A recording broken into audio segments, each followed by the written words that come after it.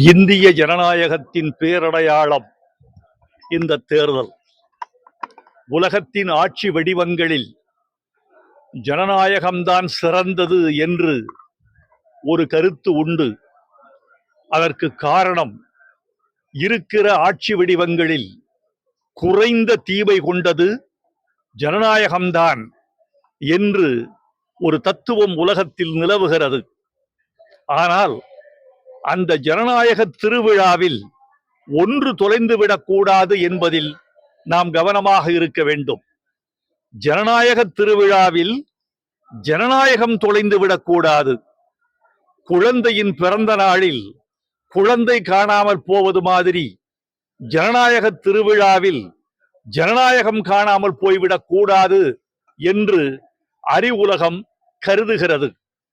5,73,00,000 வாக்காளர்கள் களத்துக்கு வருகிறார்கள். 4,023 வேட்பாளர்களில் 234 வேட்பாளர்களை அவர்கள் சட்டமன்ற உறுப்பினர்களாக தேர்ந்தெடுக்கிறார்கள். இவ்வளவு பெரிய ஜனநாயக திருவிழாவில் ஜனநாயகம் விலைக்கு வாங்கப்படவும் கூடாது, விற்கப்படவும் கூடாது என்பதுதான் எங்களை போன்றவர்களின் எண்ணம். வாக்காளர்கள் விலை போய்விடக் கூடாது, வேட்பாளர்கள் ஜனநாயகத்தை விலைக்கு வாங்கிவிடக் கூடாது.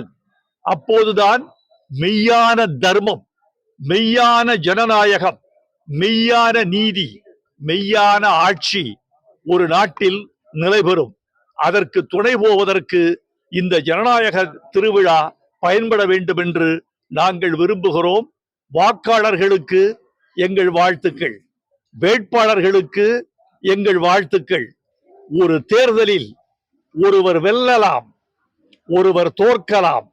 ஆனால் ஒன்று தோற்றுவிடக் கூடாது, ஜனநாயகம் தோற்றுவிடக் கூடாது.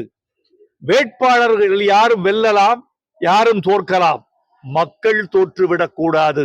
அதற்கு இந்த தேர்தல் பயன்படும் என்று நாங்கள் நம்புகிறோம். நன்றி.